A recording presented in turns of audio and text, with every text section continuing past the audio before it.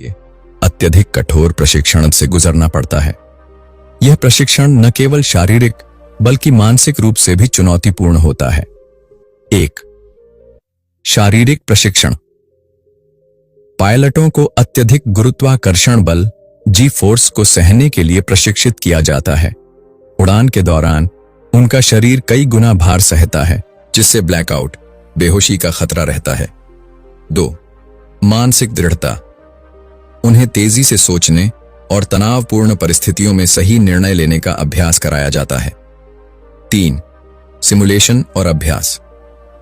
लड़ाकू पायलट कई घंटे सिमुलेटेड युद्ध स्थितियों में अभ्यास करते हैं ताकि वे वास्तविक युद्ध में सहजता से प्रतिक्रिया दे सकें। 4. रणनीतिक योजना।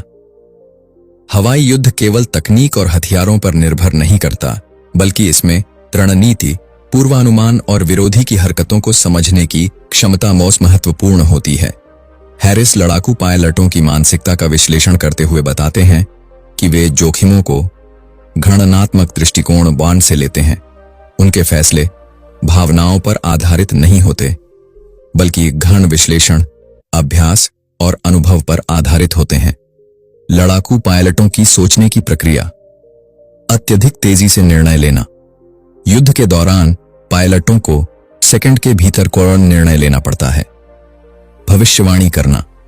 सफल पायलट दुश्मन की चाल का पहले से अनुमान लगाकर जवाबी कार्रवाई करते हैं। दबाव में शांत रहना। चाहे दुश्मन हमला कर रहा हो या ईंधन खत्म होने वाला हो, एक अनुभवी पायलट कभी घबराता नहीं। जोखिमों को कम करना। वे बिना सोचे समझे खतरे में नहीं पड़ते, बल्कि जोखिम को नियंत्रित करने की योजना बनाते हैं। उच्च जोखिम वाले वातावरण में कैसे सफल होते हैं, इस अध्याय में यह बताया गया है कि कुछ लोग खतरनाक परिस्थितियों में दूसरों से बेहतर प्रदर्शन क्यों करते हैं। हैरिस ने इस बारे में कई मनोवैज्ञानिक कारकों का उल्लेख किया है। 1. अनुभव से आत्मविश्वास आता है। जो पायलट वर्षों तक प्रशिक्षित होते हैं, वे खतरनाक स्थितियों में भी घबराते नहीं हैं। 2. तनाव प्रबंधन कौशल। सफल पायलटों को अपने डर को नियंत्रित करना और शांत रहकर निर्णय लेना सिखाया जाता है। 3.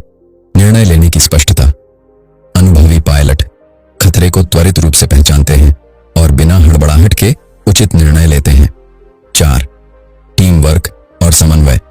हवाई युद्ध में अकेले जीतना मुश्किल होता है।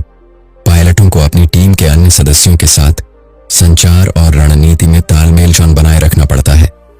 लड़ाकू पायलटों से हम क्या सीख सकते हैं? हैरिस बताते हैं कि लड़ाकू पायलटों के गुण सिर्फ हवाई युद्ध में ही नहीं, बल्कि हमारे दैनिक जीवन और करियर में भी उपयोगी हो सकते हैं। जल्दबाजी में फैसले न लें, बल्कि अभ्यास और अनुभव से सीखें। तनावपूर्ण परिस्थितियों में घबराने के बजाय शांत और केंद्रित रहें। जोखिम लेने से डरे नहीं, लेकिन बिना तैयारी के जोखिम न लें। एक अच्छी टीम और नेटवर्क बनाएं, क्योंकि अकेले सफलता पाना कठिन होता है। नई रणनीतियों और कौशल को लगातार सीखते रहें, ताकि आप किसी भी चुनौती का सामना कर सकें। जोखिम की मनोविज्ञान यह समझने की कोशिश करता है कि लोग क्यों जोखिम उठाते हैं और उनका दिमाग जोखिमपूर्ण परिस्थितियों में कैसे काम करता है।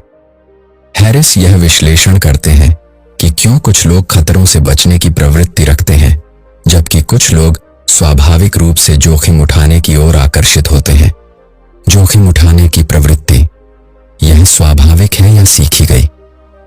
हैरिस इस अध्याय में इस विचार की पड़ताल करते हैं कि क्या जोखिम उठाने की प्रवृत्ति जन्मजात होती है या यह हमारे अनुभवों और परिस्थितियों से प्रभावित होती है। वैज्ञानिक शोध बताते हैं कि कुछ लोगों के दिमाग में डोपामाइन का स्तर अधिक होता है, जो उन्हें अधिक रोमांचक और जोखिमपूर्ण कार्यों की ओर प्रेरित करता है।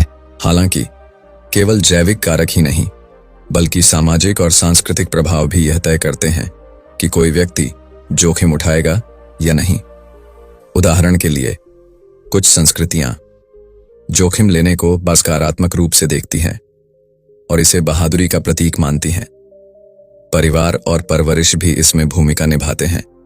जो लोग बचपन में अधिक स्वतंत्रता और जोखिम लेने की स्वतंत्रता पाते हैं, वे बड़े होकर भी अधिक आत्मविश्वास से भरे होते हैं। व्यक्तिगत अनुभव